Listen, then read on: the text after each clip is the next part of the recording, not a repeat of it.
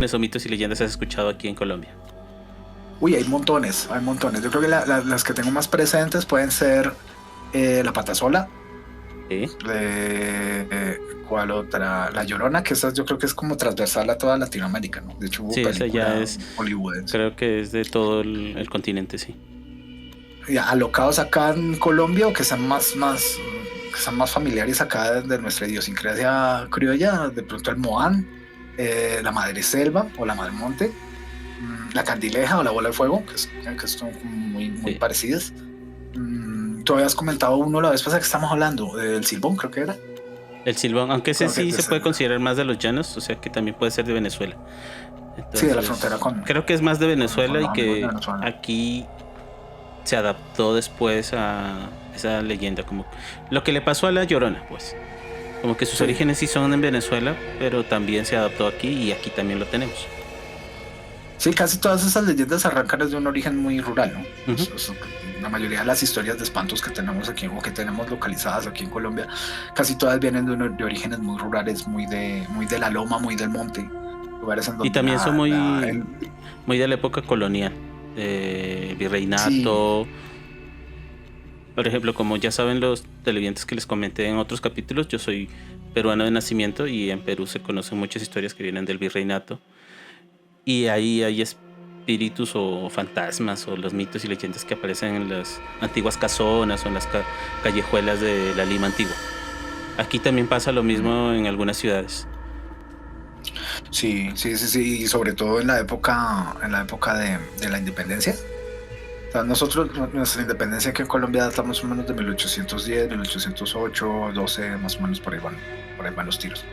Y la vez pasada tú resaltabas ese dato que me parecía súper importante, que de toda la matanza, de toda la carnicería que hubo, entonces un montón de batallas y de enfrentamientos, escaramuzas y similares, pues obviamente quedaron rastros de muchos rumores populares, de muchos decires que se repartían entre la gente. Y claramente pues se acentuaban más a medida que se recrudecían más los combates, porque no se imagina cómo terminará un campo de batalla después de un enfrentamiento, ¿no? Entonces no deja de Incluso, haber sí, qué pena, incluso, digamos, dale. hablando de esos de campos de batalla y de cuerpos, en los mitos y leyendas de ya nos vamos a salir del continente, nos vamos para Japón.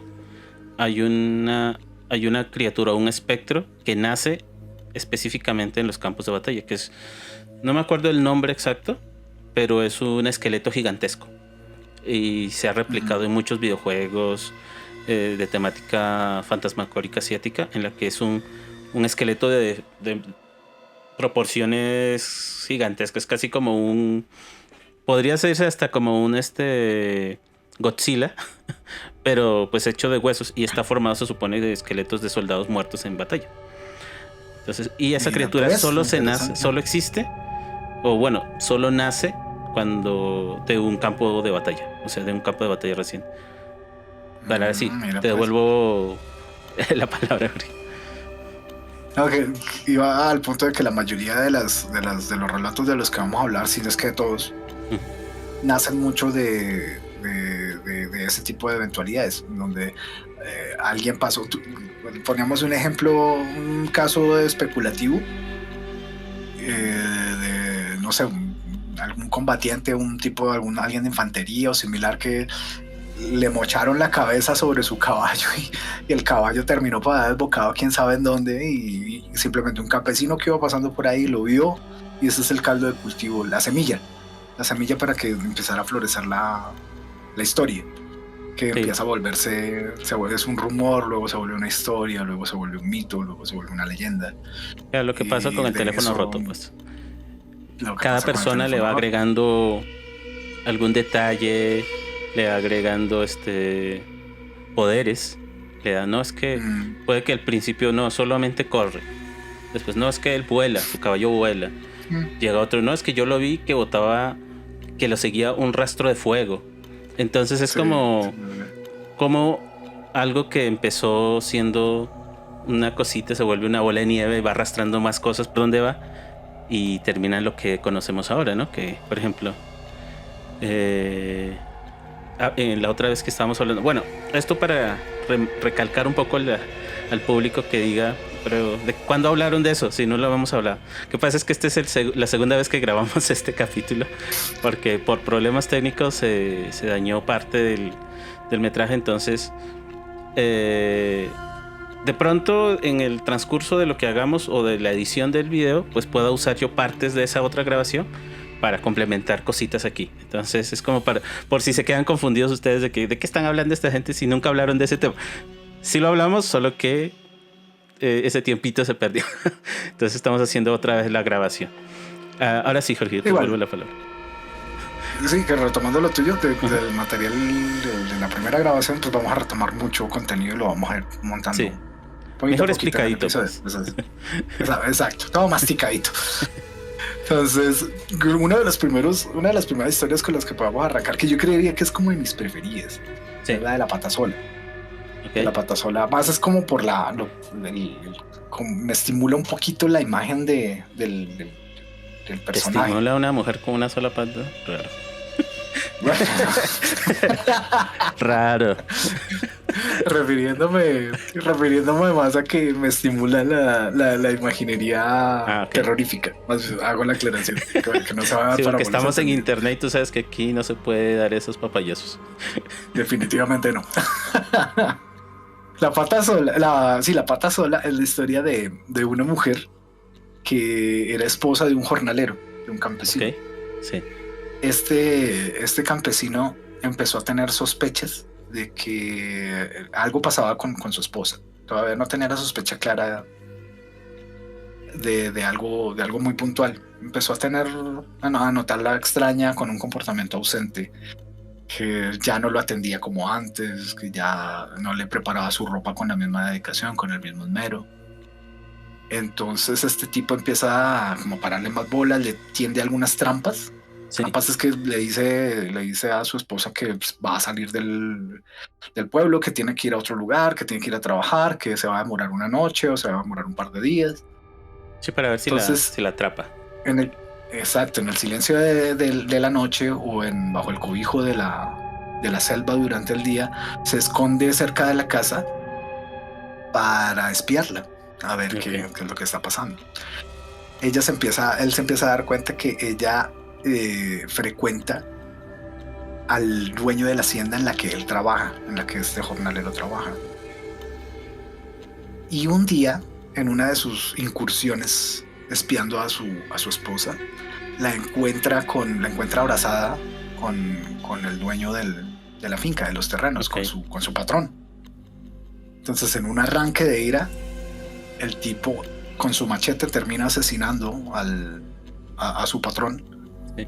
Y cegado totalmente por la rabia, emprende contra la esposa y termina quitándole una pierna. Entonces la leyenda cuenta que la presencia o el espíritu o la personificación de esta mujer habita por las lomas y por los montes de los lugares cercanos, tratando de engatusar a los hombres con su aspecto de mujer atractiva, con su aspecto de mujer bonita, pero cuando alguien cae en la red de esta criatura, ella revela su verdadera forma. Y es que su verdadera forma es un adefesio horrible, con los dientes cerrados, con dientes de animal, el cabello hecho trizas y que anda en una sola pierna. Por eso le llaman la pata sola. La pata sola. Ese es uno de los muchos, de las muchas versiones que de pronto se puedan contar. Esa es como la más cercana que yo conozco a algo, no digamos oficial, pero sí es lo que uno encuentra en las páginas de la Secretaría de Cultura y eso de Bogotá y en el Ministerio de Cultura. Y yo, por ejemplo, ahí dando un apunte a lo que tú dijiste,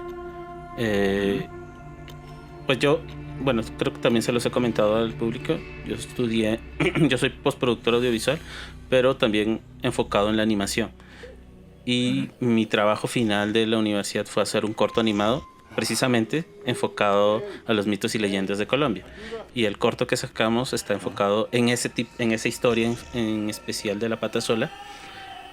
Y también en esa parte visual de que es una mujer con una pierna cortada y que pues va es a atacar siempre a personas, hombres que han hecho algo malo o pues están en alguna, digamos, o bueno, o son alcohólicos o son mujeriegos y a eso pues agrégale más cosas, ¿no?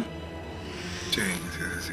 Pero haciendo la investigación de esa misma mito y leyenda, descubrimos que no solamente es esa visión que se tiene de la pata sola, sino hay otra un poco más, digamos, como faérica, algo así como si fuera una especie de criatura fantástica en la que ya no es un ser con con una pierna cortada, o sea, no la verías ahí con la pierna mochada y ensangrentada, sino es como si tuviera toda la pierna completamente unida, que termina en una pierna, en un pie que está girado al revés, para que cuando esté en el bosque las huellas den hacia el lado opuesto al que ella se dirige. Y se supone que ella lo hacía de esa forma para, digamos, si habían cazadores que estaban matando animales solo por diversión o cosas así. Entonces ella se disfrazaba con una mujer muy hermosa para que la siguieran y ellos no sabían por las huellas y se perdieran en el bosque, como una especie de castigo natural. Sí. Pero haciendo una investigación y que es ese tipo de detalle en cuanto al pie, lo comparte también la Madre Monte y hay otra criatura que se llama el hojarasquín del bosque, que también tienen ese tipo de cosas como para que pierdan. Entonces es muy posible, como lo que hablábamos al principio, de que la bola de nieve de información, de detalles que le va poniendo la gente, hay alguien que escuchó la historia de la pata sola, escuchó la otra historia de la Madre Monte o del hojarasquín y le adaptó partes a ese ser. Entonces ya es otra cosa. Es el folclore, la función del folclore nativo. E insisto, el rumor se vuelve historia y empieza a evolucionar y cada uno le mete un detalle. Hay observaciones, de pronto alguien corrobora la información y modifica la historia para que se acomode un poquito más. Entonces, claro. Siempre es un ciclo retroalimentado.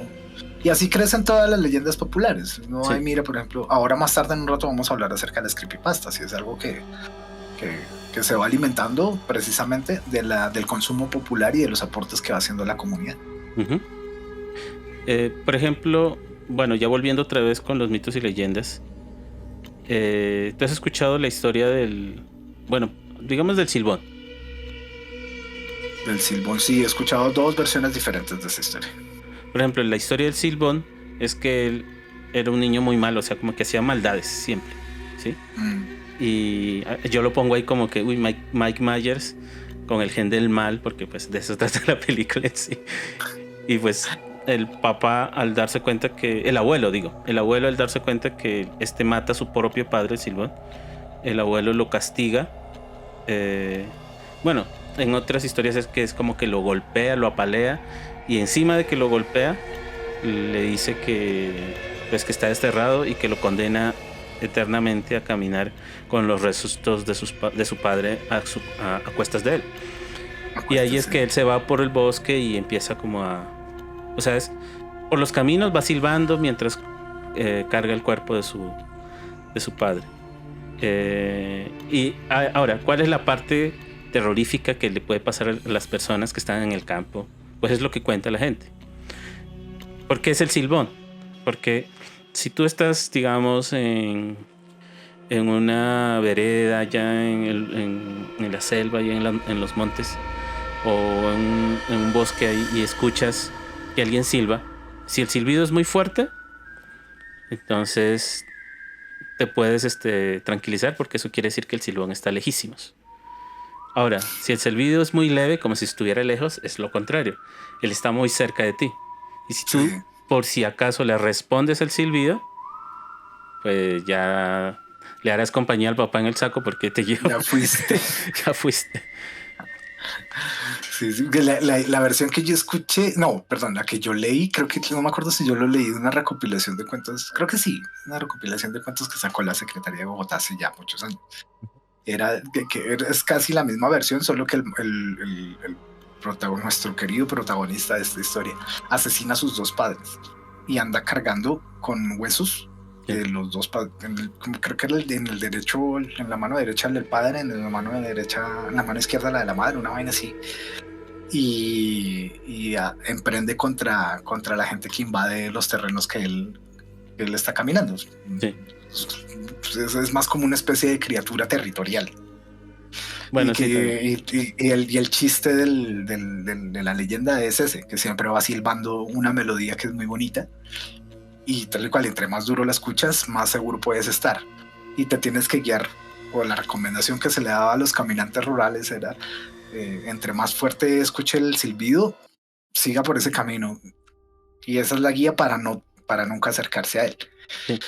Esa fue la versión que yo conocí, una de las dos versiones que yo conocí hace muchos años. Y por ejemplo, si vamos al espectro, que bueno, lo tiene casi toda Latinoamérica, que sería La Llorona. La Llorona. Esa sí te sabes sus orígenes, Sí, pues. sí, O bueno, sí, una de los sí. tantas historias, porque tiene un montón. Orígenes a montones tiene. Sí, y hartos.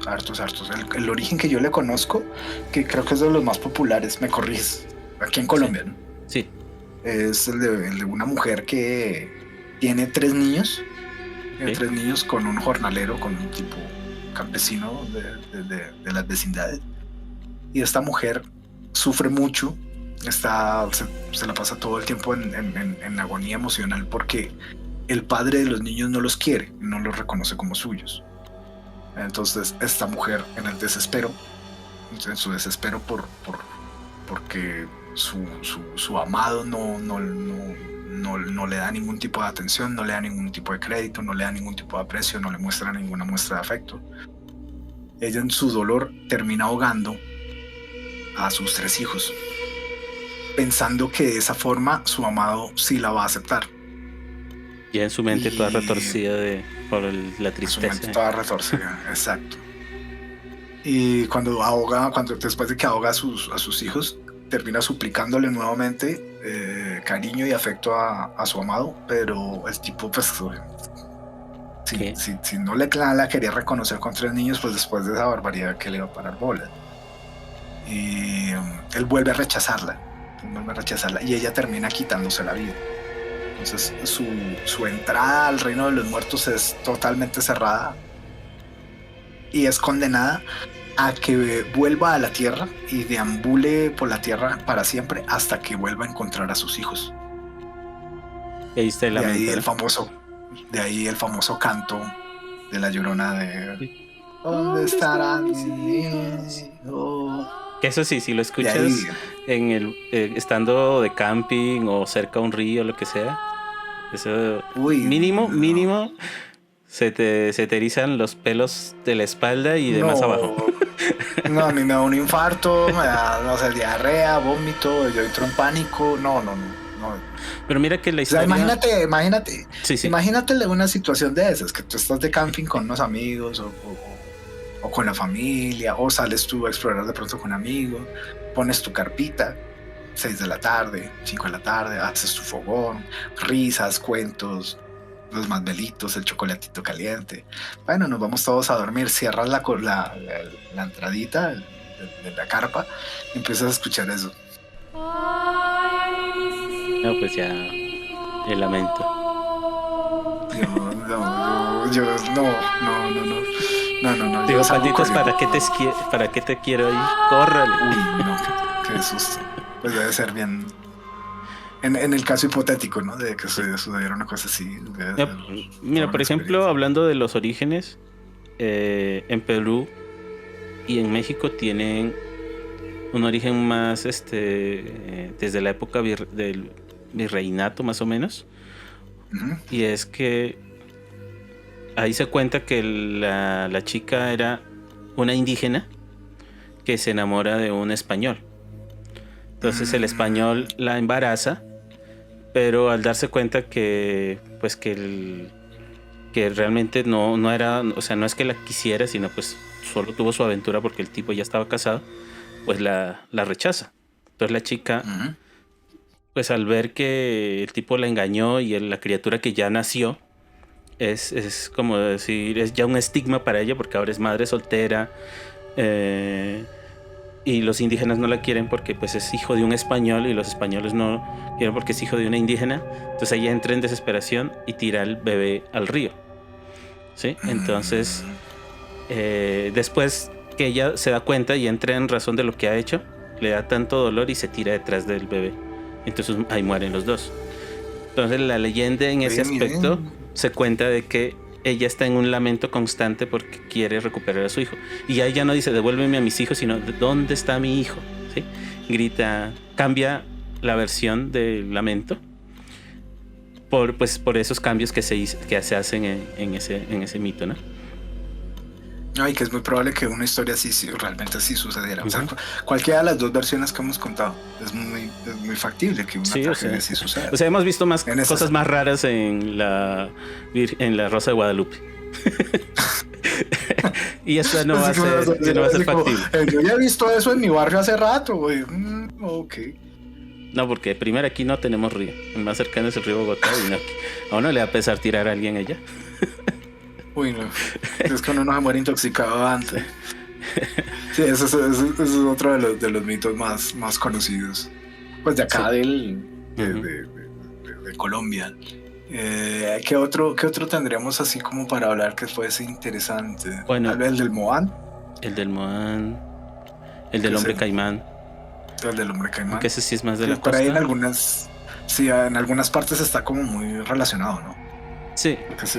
Es como un mito. La síntesis es el mito de un hombre que se transforma en bestia o que está relacionado a una forma bestial que tiene intenciones malsanas con las mujeres.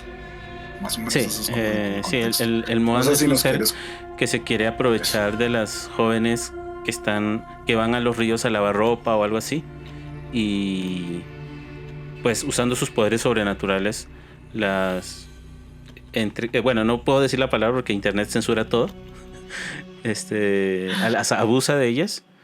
Entonces, y después vuelven estas chicas habiendo perdido la memoria, embarazadas. El hombre caimán, al opuesto, pues él realmente nunca se sabe si abusa de alguien, algo así, pero sí que él se transformaba la leyenda en sí cuenta que el tipo era un morboso, pues un mirón, que le gustaba morbosear a las chicas cuando se bañaban.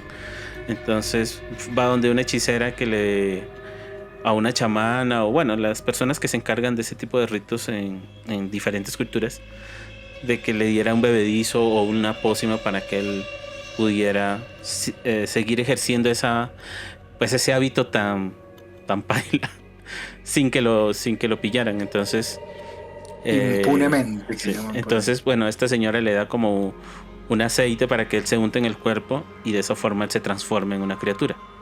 Ahora, lo que pasa es que el tipo es tan torpe que solamente se lo echa en el cuerpo, pero a la hora de momento de echárselo en la cabeza se le cae el frasco y se rompe. Entonces queda él solamente con la cabeza de humana y el cuerpo de caimán. Por eso le dicen el hombre caimán. Ahora, no he estudiado mucho digamos que la criatura o la leyenda, entonces no estoy seguro de qué haga él, si hace daño. O sea, no sé si es un espíritu dañino, o sea, que te pueda lastimar o te pueda ahogar, digamos, porque el Moán sí se sabe se cuenta que te puede ahogar. O sea, si tú te metes con él, después apareces en el río flotando por allí. Correcto, así es. En cambio con el hombre caimán no sé si haga eso o abuse de las mujeres también. Hasta ese lado pues no sé. De niño yo escuché esa historia. La primera vez que la escuché fue de un vendedor de Barranquilla. Sí. Mi madre trabajaba hace años tenía una tienda, una boutique, una tienda de ropa. Y uno de las personas, uno de los tipos que llegaba a proveerle mercancía, llegaba, que le facturaba los pedidos y que les encargaba como de ayudarle con eso, era un vendedor. No me acuerdo el nombre de este señor, bueno, no lo recuerdo bien. Y el hombre era barranquillero y era un tipo muy culto, y fue la primera vez. Yo estaba chiquito, yo tenía por ahí unos 10 años, 9 años, sí. Y él me contó la historia del hombre caimán. Él decía que simplemente tal y cual como un cocodrilo, que se metía en las lagunas a ir a ver cómo las chicas se bañaban o cómo lavaban la ropa. Y la chica que se le despertaba la curiosidad, porque de pronto alcanzaba a verlo por el reojo o le llamaba la atención por alguna razón, la chica que se acercaba desaparecía. Se la llevó allá. No se sabía más de ella. No se Se la sabía comía y no se volvió a literalmente. saber nada más de ella. Puede que sí. La verdad no quisiera saberlo. Pero sí, o sea, simplemente se desapareció. Con el Moan pasa lo mismo, que desaparecía la gente en las orillas o en las veras de los ríos. Mira que a mí Entonces, se me había olvidado comentarte algo en el capítulo que grabamos y se dañó. Que, bueno, con la fundación de mi madre y de mi hermana, hace muchos años, fuimos invitados a un pueblo, sí, es un pueblo que se llama La Peña, si no estoy mal. sí. Y en ese pueblito se contaba, o bueno, decía que el Moan aparecía cada 10 años. Entonces ellos contaban que veían siempre un viejito que venía de dirección del río, llegaba al pueblo y era como que andrajosito y todo eso, pero siempre pagaba con pepitas de oro. Y que se llevaba a mercado, o sea, como cosas de comer.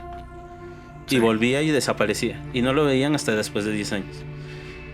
Entonces me dio curiosidad porque me lo contaron 2 generaciones. Entonces fue el señor de la tienda, que es un señor ya más joven, Ujú. y unos viejitos que estaban afuera tomando. Tú sabes, típico pueblito, que hay una mesita donde están 2 viejitos echando dominó o jugando algo. Y cuando escucharon que el señor me estaba contando esa historia, los viejitos pues metieron la cucharada y dijeron: pero eso yo también lo vi cuando yo era más joven. Y mi abuelo también llegó al otro.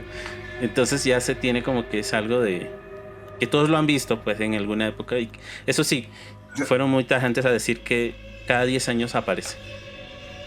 Entonces, Por pues, azares de la vida terminaba volviéndose una versión de la historia endémica del lugar en el que la escuchaste. sí. Y así, Eso es muy por tradicional. ejemplo, ya podemos decir que el Moan va y hace mercado cada 10 años. Y le aumentamos la bolita. Le aumentamos la bolita. Le aumentamos Exacto. el tamaño de la bolita, sí. Ajá. De El aquí otro- alguno de nuestros audioscuchas se lo contará a alguien y le aumentará algo más. Sí, claro. No, y de hecho, pues estamos atentísimos. Si quieren contar por Sí. ahí alguna historia o al menos Sí, comentar alguna anécdota que hayan tenido con alguno de estos espantos de folclóricos, bienvenidos a que aquí se escucha. Y si lo graban con un audio, pues también nos lo pueden pasar ahí. Les dejaré el correo para que Claro. los manden y se pone ahí para una próxima ocasión de cuentos de historias de terror. Sí, pues les dejaremos los links de redes sociales y todo por acá cerca para que nos compartan sus historias, para que nos cuenten. Exacto. Pues de pronto hay alguna leyenda que nosotros no conozcamos y que de pronto podamos utilizar para un futuro Sí, episodio. En caso de que de pronto usted diga: no, ahí se equivocó, eso no es de esa historia, esto es de otro. Estamos abiertos a Vale, cualquier comentario que nos puedan dar, porque pues nosotros no somos expertos. Yo leí un poco de eso, obviamente me tuve que informar más, pero eso no me hace una autoridad en este tipo de mitos. Claro que sabes que yo siempre que he buscado información de mitos y leyendas colombianas, eso sí es algo que recalco mucho de lo que comentaba en unos apartados anteriores en esta conversación.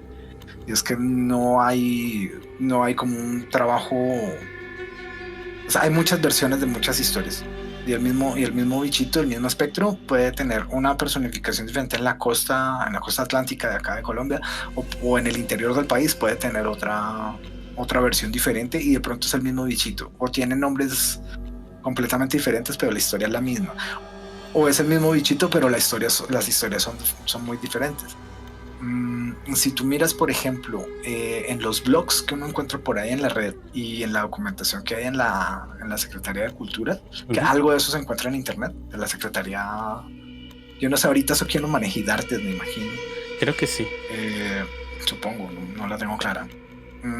Y te das cuenta que no hay como una versión unificada, no hay algo así como una recopilación de mitos y leyendas colombianas que sea como novelizadita, bonita. Hay mucha gente que hace mucho trabajo de ciertos niveles de calidad, que recopilan algo de información o sacan versiones de su propio cuento aparte, pero en ocasiones pasadas y nosotros hablándolo ya aparte de podcast y eso, hemos comentado que es una lástima que no haya una buena inversión de dinero y no haya como una explotación un poquito más industrial de este tipo de mitos aquí en el país. Se hacen la mayoría de las cosas que consigues de ese estilo son cuenticos que aloja algún escritor local. Sí, en una recopilación o muy cortica y pasa muy desapercibida. Pero eso sí, no podemos negar que hay personas entusiastas de todo esto que han sacado cosas muy buenas. Una de ellas es un conocido nuestro que es, bueno, yo siempre le voy a decir Profe Carmao, porque pues me enseñó mucho. Y él tiene, si no estoy, pues para mí es uno de los productos gráficos más elaborados en cuanto a mitos y leyendas, que se llama El Bestiario. Recomendable. A punto de decir, recomendado para toda la audiencia que le echen un ojito al Bestiario. Sí, es genial. Yo por ahí tengo sus libritos siempre que tengo la oportunidad de ver nuevas ediciones que tiene, compro por allá. Y así hay otros chicos que he visto por ahí cortos animados. Creo que la única así producción grande que se invirtió, bueno, una empresa muy grande la hizo y creo que está en HBO Max. Son unos cortos sobre mitos y leyendas que se hicieron y ahí están muchos de Latinoamérica. Está el Silbón, está la Llorona y no me acuerdo cuándo, pero pero es eso, es algo tan pequeño que se hizo y fue hace tanto que ya se olvidaron de eso. O sea, pudiendo explotar más cosas y de no solamente digamos de Latinoamérica, que pues aquí sí tenemos un montón, sino de otros. O sea, hacer más seguimiento, más temporadas de ese tipo de productos. Es como que pasa muy desapercibido todo. Y ahora, creo que de Latinoamérica, los países que más han explotado esa parte gráfica o de hacer un producto audiovisual, hasta, si no estoy mal, es México, porque ha sacado películas animadas sobre mitos y leyendas. Creo que una que se llama La Llorona, que es de dibujitos. Creo que está en Netflix, pero no estoy seguro. Echarle un ojito. Por ahí, bueno, no estoy seguro de Perú ahorita si ha sacado productos audiovisuales desde el estilo animado, porque creo que sí ha hecho películas, pero de muy muy bajo presupuesto. Eso ya es mucho. Si aquí no tenemos dólares, imagínate hacerlo en moneda local. Pues es muy bajito presupuesto. Y Argentina creo que también ha sacado, pero de ahí más productos audiovisuales, ya un estilo un poquito más grande, ¿no? No estoy hablando de cortos, porque de eso sí hay un montón y hay mucha gente que ha sacado cositas muy pequeñas, pero no algo así más que dé más impacto pues a este tipo de productos. Sí, ese tipo de cosas aún no llegan al mainstream, ¿no? O sea, hubo una película de La Llorona que yo no la vi, y lo que leí en críticas que no les fue le dieron palo. Y eso que fueran de los mismos productores de la saga El Conjuro. Sí. Porque está un poco vinculado todo. Pero tengo que verla para sacar mis propias conclusiones, a ver. Porque sí, hasta donde tengo entendido, sí, la crítica la despedazó. No la fue muy bien. Y es una lástima, porque es son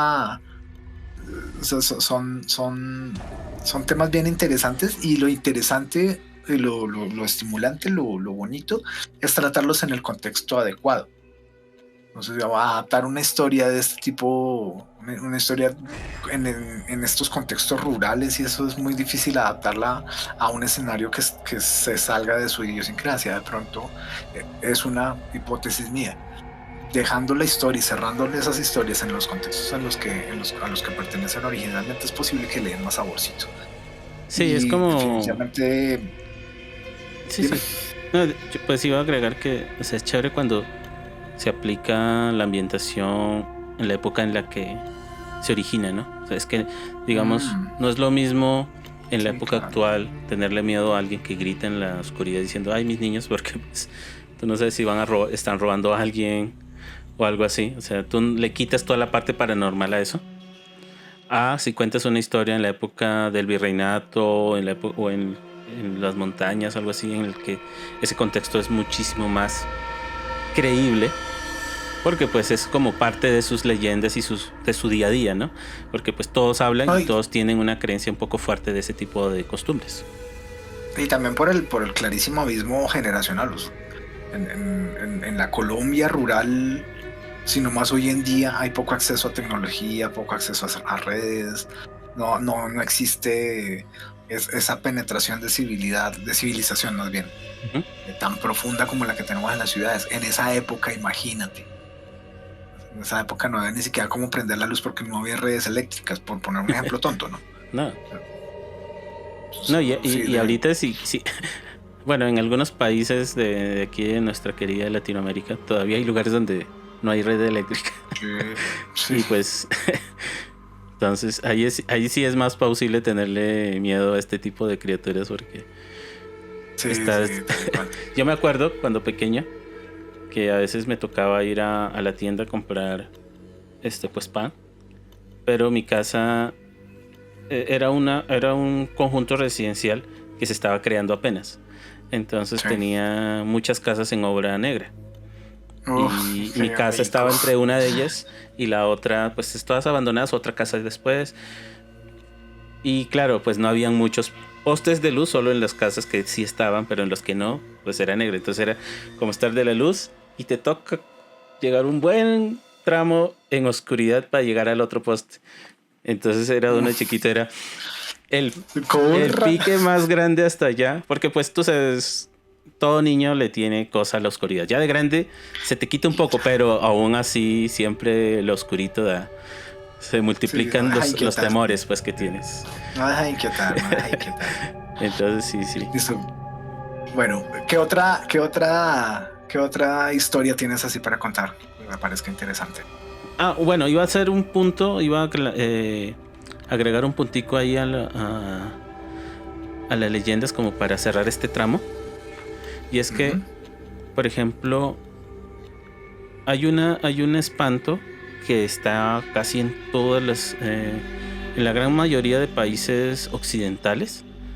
De pronto Ujú. también orientales, pero conocemos mucho aquí que es la de la dama de la carretera. La Mm, mujer que aparece pues en sí, medio sí, sí. de las carreteras y eso.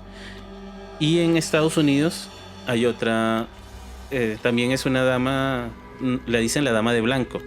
En Canadá es la dama de gris. En Australia es la dama, no, en Inglaterra es la dama violeta.